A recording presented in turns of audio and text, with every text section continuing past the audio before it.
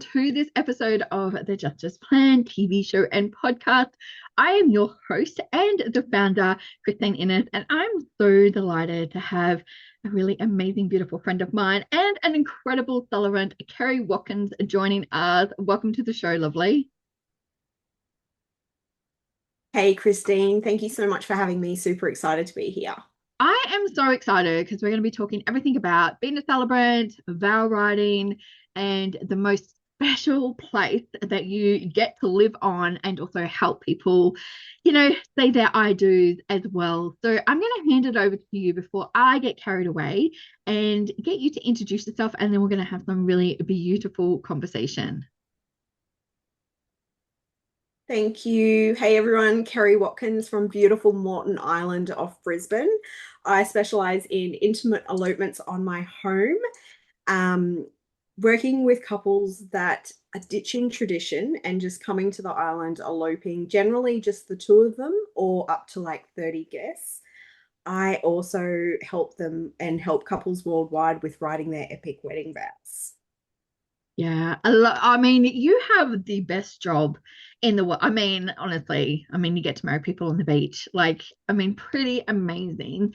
And I know that we were talking about this a couple of weeks ago. We had a beautiful meetup with all incredible wedding vendors and just noticing the shift and change of couples. And we're going back to making it very personalized. Like people really want to share their love story. And I think that's where the genius comes in. Like, obviously, celebrants need to write the stories, but you get to help them really express themselves when they're writing their own vows as well. Absolutely. In all honesty, I believe the ceremony is the heart of the day, not the boring bit that you have to get through before the party starts. And that's the type of couple that I call in, is the ones that the heart of the day is their ceremony. And then for me, the heart of the ceremony is their vows. So I do a lot of different types of ceremonies here on Moreton Island. I can do like the paperwork, your legals only, which is a registry alternative. But most of my couples, we create a personalized ceremony based on their story and their hopes and dreams for the future. And I also incorporate words from home. So some of my couples are coming to Australia without family and friends, and I supply the witnesses for them.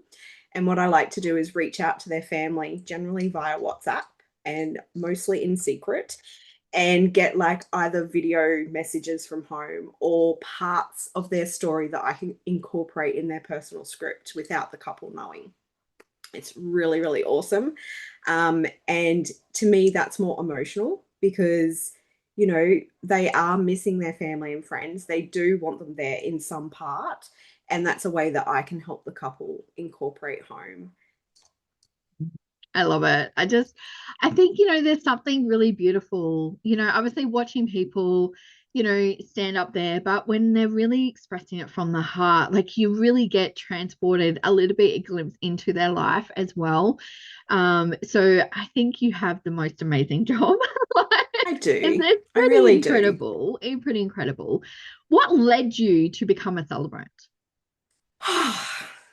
Honestly, or what we should be saying. Okay, so I come from a broken home. My parents divorced when I was very young. Well, actually, they divorced later in life, but they split when I was very young. The people around me were all in, from my perception as a kid, horrible marriages. They didn't like each other. Um, I went through a horrible relationship, swore myself off men for life. And at the most least expecting time, I met Paul, my hubby. He was never going to get married either. He'd come out of a horrible relationship with two beautiful boys, which was a blessing. But yeah, we both were never ever getting married. I think within 2 weeks, we were sitting on the couch and you two came on the radio. And I said, "Oh, I love you two." And he turned, he grabbed my hands, and he said, "I love you too." And I was like, "I'm talking about the band, babe. I'm talking about the band." And ever since then, we've been inseparable.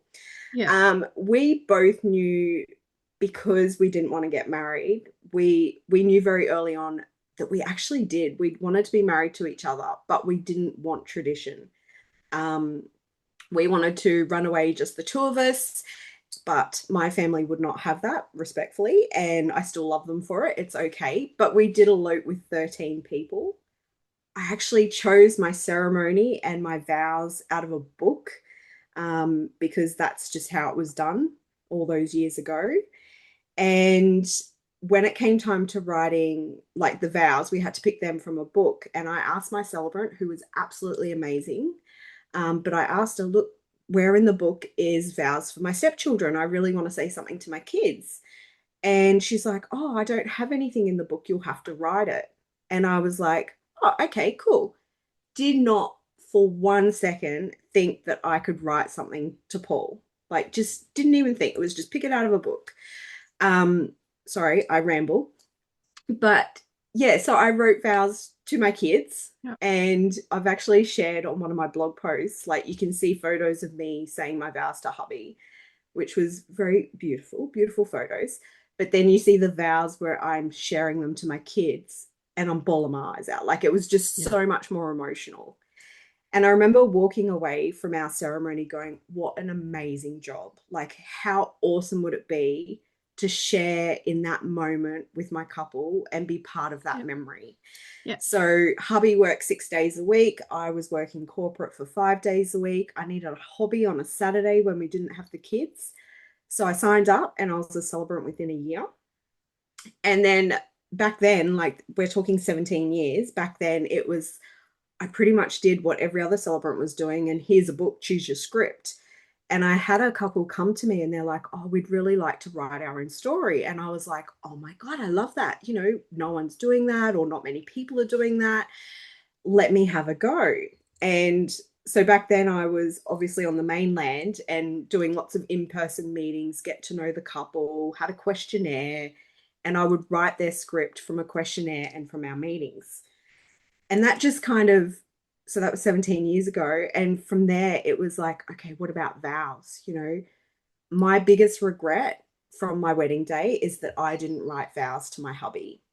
And it's funny because Paul and I were talking about it the other day, and he's like, I'm like, oh, you know, I really regret that we didn't write our vows. And I really want to put it out there that, you know, every person should be writing their own vows. And he just looked at me and he's like, yeah, me too. Like, it is a regret from our wedding day that it was just impersonal, that we just, you Yeah. know, found something that someone else has used and we didn't have our personality and our story. So, what we do every year is we actually renew our vows, um, Oh, and we write them. So, we've done a couple and I've had a photo shoot on it, but it doesn't matter. Like, we just go down the beach, stand yeah. on the beach. I think it was last year I recorded it from the car, and it's just Paul and I standing with our vows on the Yeah. sand, having a bit of a heart to heart. Because I feel like it's important to share your heart. And you know, as you get older and you've lived together a long time, things change, things that annoy you change. And I Yeah. think there's all those beautiful quirks that should be included. Yeah, absolutely. I love that so much. I think the most important thing is that, when people are looking, to get married, it's, they focus a lot on the reception piece. But like you said, like the ceremony piece is the most important. It's the actual the legal part anyway of it. Like this is what actually makes you husband and wife, married Absolutely. couple, with it. So if couples are watching now, what are some of the questions that they should be asking a celebrant? Because I really think that now, as I say, when it's getting really personal, but we want to make sure that you're, as a celebrant, are a right match for the couples too, and vice versa. Absolutely. I honestly believe there's a celebrant out there for every couple. My suggestion would be meet with a few, have a Yeah, chat, talk about the feeling of what you want your ceremony to feel like. yeah, Um, you know, there are amazing, amazing celebrants out there. I'm part of beautiful celebrant communities. I know I'm not everyone's celebrant, and I'm happy, like, if we have a meeting and I'm not the right vibe, that I would pass other details on. I would help yeah, them to see who's available for their day. I think it's so important because it is when you're standing up there with the couple, like it's like when you go on a date, right? You either feel it or you don't. and that person can affect the whole ceremony. So Yeah. if you're standing up there with someone that you're not comfortable with, Yeah. that is going to affect how your story is shared, how that celebrant Yes. gets to know you. Yeah. um I'm really, really honest with my couples. I'm a bully. I want them to write their vows. And when Yeah. they jump on a call with me and I say, "Are you going to write your vows?" I'm going, and they're like, "Yes." And the first question I get asked is, "But I don't know how, and I'm not a writer." And I'm Yeah. like, "It's all good. I've got you." And Yeah. I also, I feel like that's really important that they are let, like most couples have not been married before. Yeah. So they don't know what to do. Like we Yeah. all celebrants have a legal obligation to go over all the legalities, but Yeah. the legalities are like 1 minute of the ceremony, one Yeah. minute of the day. To me, it's about building and holding that space for couples. Yeah. And I feel like it's really, really important that when couples are researching their celebrant, they're reading reviews, they're meeting with them, not just a phone call. Get on like a video call like Yeah. this and get a vibe for that person because yeah, Yeah. like I said, they'll make or break your day. Yeah. And like one of my missions in life is that people may forget what I've said, but they'll never forget how I made them feel. Yeah. And like my ceremonies, I take the couple and their guests, if they have them, on a personal journey, like on an emotional journey. We're laughing, we're crying, Mm. we're yelling out, we're real. It's a real moment. Yeah. And I honestly believe that, yeah, there's a celebrant out there for everyone to take them on Yeah. that journey. Oh, absolutely. Absolutely. I think it's really key. The key vendors, like I think it's like a job interview. You should be interviewing with it and make sure they're a good fit for you. So I love that piece of advice. Obviously, being in the industry for, the 17 years, what is one thing that you really noticed has stayed consistent with weddings? Ooh, good question. Stayed consistent. The walking down the aisle, I think Yeah. that's probably the one, like I'm talking ceremony, because Yeah. yeah, I love the reception and the wedding planning Yeah. and all that sort of thing. But to me, again, the ceremony is the heart of the day. And I Yeah. think the one consistent thing has always been walking down the aisle. And Yeah. I love when my couples are skipping that tradition. They're like walking in together, or they're Yeah. bringing their kids and they're walking in as a Yes. family to their guests already Yeah. standing there. Yeah. Or everyone's coming in at the same time. Yeah. The Yeah. other thing would be music. That's always been around for as long as I've been around. But what I really Mm. love and encourage with my couples is to choose a song that means something to them. Yeah. Not just, don't look up a wedding song list. Choose a song that Yeah. has some meaning to you. Was it from Yeah. your first date? Is it your favorite Friday night drinks around a fire Yeah. kind of song? Like Yeah. something that means you and will transport you to a Yeah. place. Yeah. Um, what else have I seen traditions? Flowers. Flowers have obviously changed over Yeah. the years for me because on the mainland you can have flowers everywhere. On Moreton Island, you're not allowed real flowers. So I guess that's Uh, been a tradition, but we've had yeah. to shift it for the island. Yeah. Um, what else? Tradition. Oh my goodness. Yeah, I've Trying been to think. loving seeing how people are changing. Instead of just walking straight down the middle of the aisle, they're changing it so that every guest, so there's like the circular The positioning, or they can semicircle. do into Yeah. the spiral. So you literally walk and you get to see everybody who's there. And I think that's really beautiful way to actually invoke everybody at every part of, especially the ceremony of it. I've been loving seeing those photos come through. They're just so beautiful. I'm like, oh my goodness, creative genius right there. I love that. And with the vows, like I know a vow is very traditional in weddings, Yeah. but what I'm seeing a lot of with my couples is actually incorporating like crowd vows. Yep. So where sometimes I work with a lot of couples that are quite anxious about standing up in front of everyone. Yep. I have thoughts on that too, but I'll save that for another podcast. But it's more about taking a little bit of the limelight off them and Yeah. another way to incorporate their loved ones who are standing with them. Yeah. That's beautiful. That's so beautiful. I love it. If you obviously, the couples that are watching right now and they're thinking of having a ceremony over in Morton, like you just mentioned that they can't have real flowers. What are some of the other things that people need to consider? Because in a way, it is a destination wedding too, because they're having to travel over with it. So, what are some of the things that they need to consider with having a wedding over at Moreton Island? Absolutely. I would recommend starting with, again, the feeling. What kind of feeling do they want their day to be? So even though we are a destination wedding, we have a lot of different options over here. So you've got like the resort, which have like 40, 50 accommodation, lots of different venues. If you're eloping with minimum numbers, we need to go outside of the resort. And again, it all comes down to logistics. So are they coming over just for the day? Are they staying? Will they have transport? One of the things to consider if eloping on Moreton Island outside of the resort is wet weather. So Mm. we don't actually have a backup venue apart from gazebos, that sort of thing. Yeah, But we ask for flexibility with our clients. So yeah, it may be that, we've got a rain shower coming over at 2 o'clock. Let's move your ceremony to 1 o'clock or 3 o'clock. yeah, And we've been really, really fortunate that the beautiful vendors that we work with know the logistics of the island. They know things can change.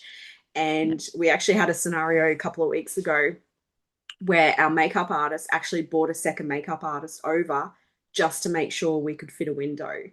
Um, so I guess it's a different type of destination yeah, wedding where we're marrying beautiful, adventurous, cruisy couples opposed to, everything's regimented on the minute. yeah, We've got different reception areas, like all that sort of thing. We're a different yeah, vibe for our destination weddings over here. I yeah. hope that's answered the No, question. it does. I But think it's really on good. that, I work with beautiful Moreton Island weddings.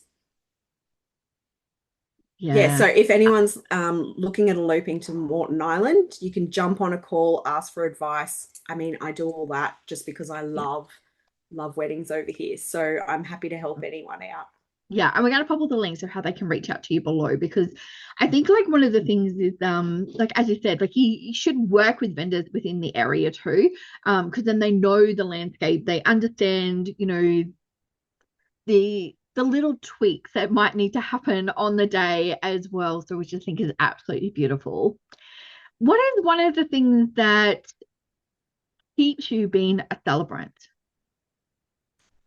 This is a great question, Christine. And I actually got to ask the other day, could I see myself being a celebrant in 10 years? And I was like, yeah, like it was a no-brainer.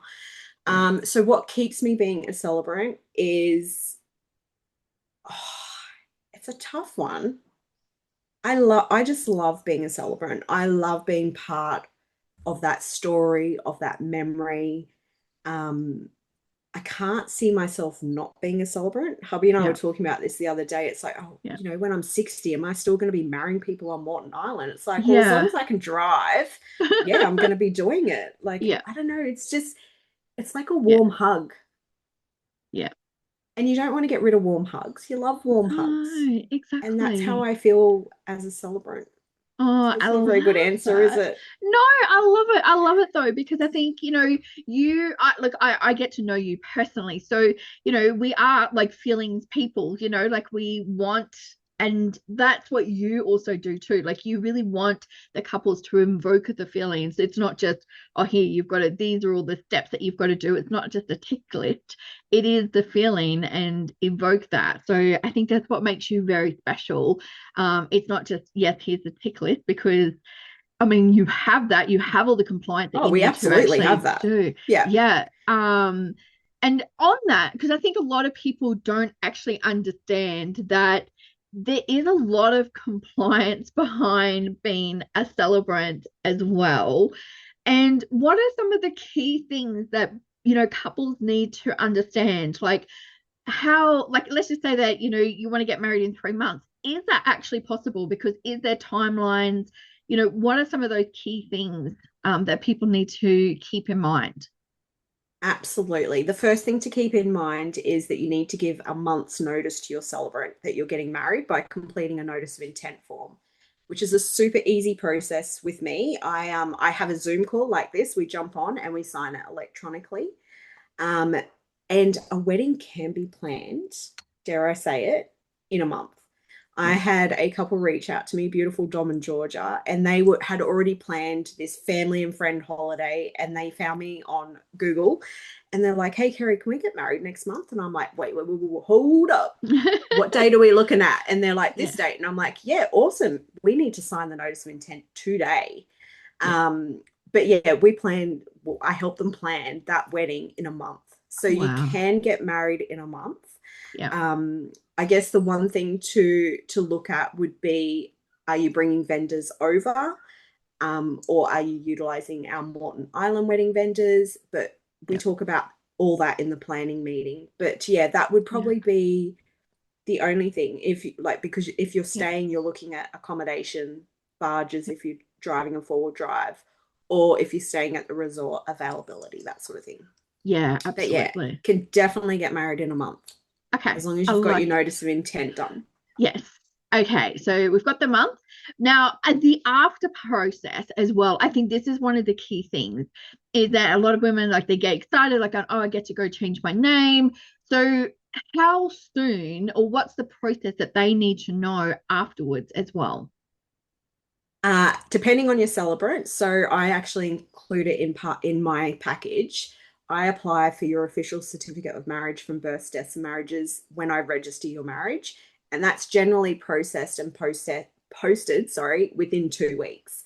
So once you receive that official certificate of marriage, that's when you would go and start changing your name, if you're doing that process. But I purchase that on behalf of my client for every client because it's like a birth certificate. At Yeah, some stage, you're going to need it. yeah, From like a name change perspective, you can start using your new name straight away, like on social media, that sort of thing. But you yeah, do need to go change like your IDs. yeah, Um, I've got an awesome checklist that I send to all my couples, like with about 2 weeks after, because by then they've got their certificate. And yeah, generally, I suggest don't go and try and do everything at once because that is so overwhelming. Trust me, try to do it. But to start with, like your driver's license, then you go to the bank. So you get a new yeah, card and you get a bank letter, and just then start doing things as bills come in. yeah, Save like your ATO until you're lodging your tax return, that sort of thing. But yeah, yeah, try not to be, try not to overwhelm yourself by doing everything at yeah, once. I yeah. mean, there is services out there that will help you do that. And I do have a link to that if anyone's interested. But yeah, I just suggest to my couples to start with the driver's license, go to the bank, get your 100 points of ID, get your certificate JP'd, and then go from there. Yeah, amazing. So to sort of close off, what I would love to know is one piece of advice that you would give couples that are sitting here watching today's show and then planning their wedding. Start writing your vows now. Absolutely, absolutely. We're going to pop a link because Kerri has an incredible way of helping you write your vows as well. So, reach out to her. One thing that we've been doing for all our guests this year, beautiful, is asking just some fun questions just to get to know you on a little bit of a fun personal level as well. I would love to know, do you have a favorite motivational quote? Ooh, not a G-rated one. All right, we might send Um, it out. motivational quote.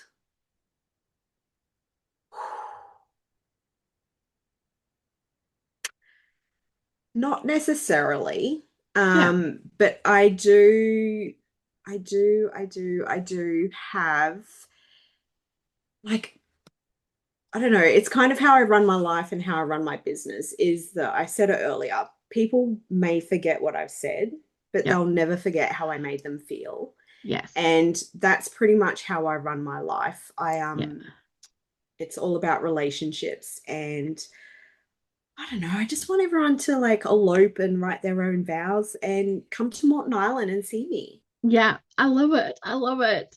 What about like a book or maybe a TV series that people should be watching to get a little bit of fun, love, hope in their life? A recent book that I actually read was The Let Them Theory. I Mm, know everyone's heard of that one. yes. Yeah. But I found that one really, really helpful for Amazing. me. Yeah. Yeah. And recent show, we watch so many shows over here. It's cold at night at the moment, so we're snuggled on the Yeah. couch with a good Netflix show. Yeah. Um, Nothing's jumping in my head. That's Sorry, okay. Christine. That's okay. What about an inspirational person that we should be following? Ooh, inspirational. Well, have you met Christine Innes? Because I want to tell you what she does behind the scenes with all of her beautiful businesses. Someone Oh, should you're so be sweet. hosting her on the podcast. Oh, thank you, beautiful. Thank you so much. This is why you need good friends, my people out there. So, the other thing is, who should we have on the podcast? Ooh, good question. Have you had many venues? No, that is one thing that we haven't. So yes, I think a venue to yeah, get the behind the scenes because it's like a celebrant only shows up for 20 minutes on the day apparently. yeah, Which we both know there is so much more behind the scenes than that. yeah, But I feel like a venue is another part that can set the feel and the vibe of the day. And I think I would love to hear how a venue hears the couple's feeling of how they want their yeah, ceremony and their reception to feel yeah, and what they do behind the scenes to bring that yeah, to life. yeah, absolutely, absolutely. We're going to put that out there. So any venues watching this, please reach out and book in a call. Kerri Watkins, thank you so much for being on the show. Beautiful. Thank you for having me, Christine. And to all of those watching the show, we're going to pop all the links of how you can reach out to Kerri. And if you're planning a destination wedding over to Moreton Island, definitely reach out to her as well. And if you want to write your vows, so no matter where you are in the world, you can reach out to Kerri. She's got an incredible course that you can go in and actually learn how to write your vows as well. So just remember that you're planning your special day and remember for everything to go just as planned. Love is light to you all.